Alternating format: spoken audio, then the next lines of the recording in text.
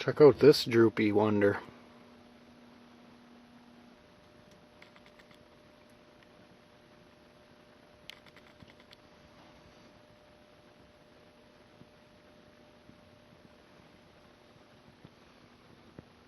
The lights are adjustable. If you give it a little twist here, you can have them pointing down if you want, but I'd prefer just to leave her in the locked up position. I'd like to put this thing in my living room.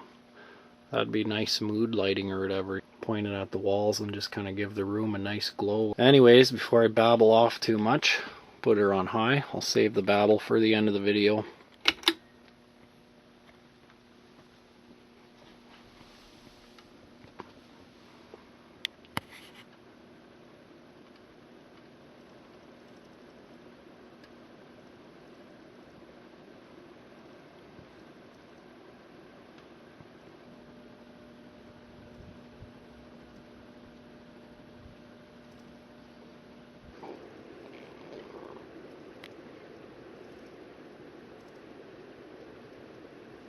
Alright, medium.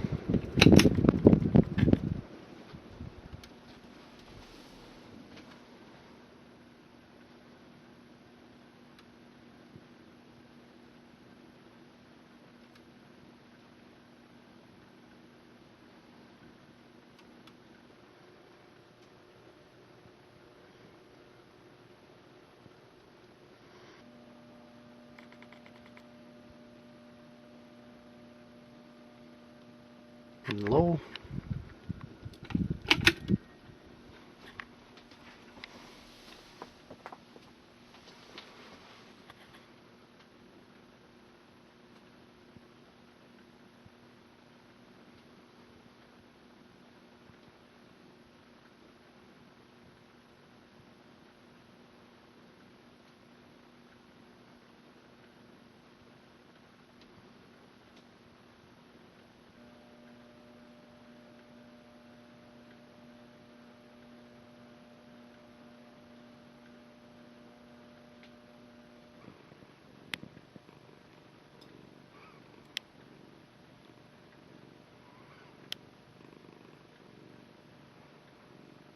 Anyways, we'll go to reverse. Start it off on low.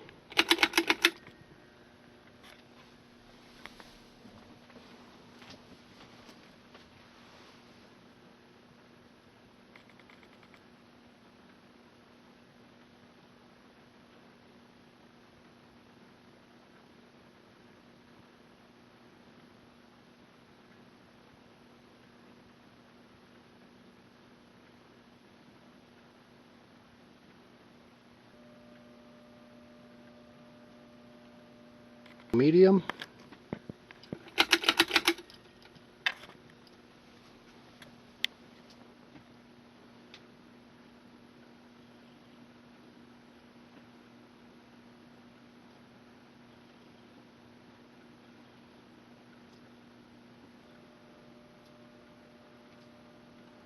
High.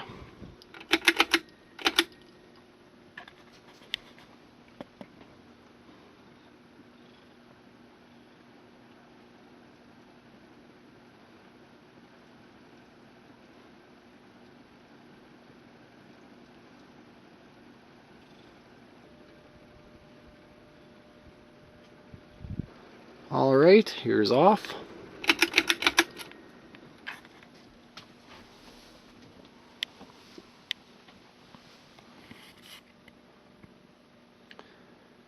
And the bearings don't make any sound at all, which is a real plus. They weren't stiff at all when I first got the fan. Had this thing now for a couple of years, I think.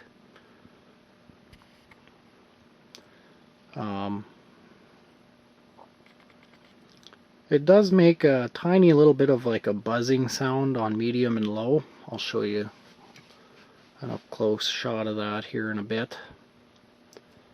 I have another model that's the exact same thing as this, except 1 year older, and it's brown and brass with decorative stencil blades.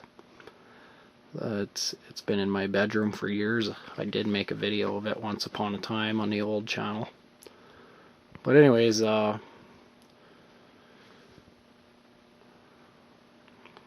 yeah, it makes that same slight buzzing sound on medium and low.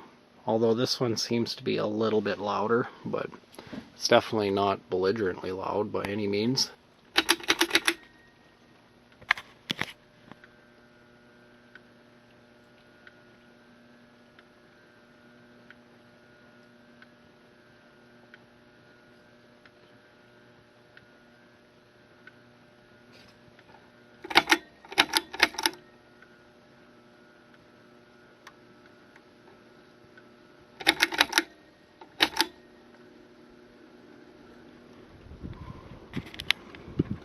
I don't know if you could hear that or not. The light does function. Can't remember if I pointed that out already or not. Although it needs lots of work. This socket over here isn't connected anymore, so you can just barely tighten the bulb up until you start twisting the wires too much. This one is totally fine. At least I got one survivor. And this one, I think the little tang that the bulb presses up on is just way too pressed in. I should just take the bulb out and unplug it and try to bend that tab back down and see if it gets better connection again, because it seems like no matter how tight you tighten it, it's always kind of, you know, just not getting good connection. So honestly, it's better if you loosen it a little bit and then it stays on, but definitely got to do some work to this light kit before it actually gets put into use. But yeah, it's really too bad this thing didn't have the correlative blades. Oh, that would have been so awesome.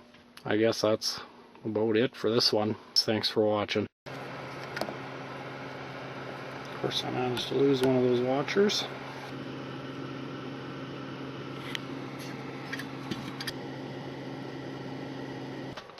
This is all it came with for pull chains. The reverse is the only one intact. So I'm gonna have to fix that.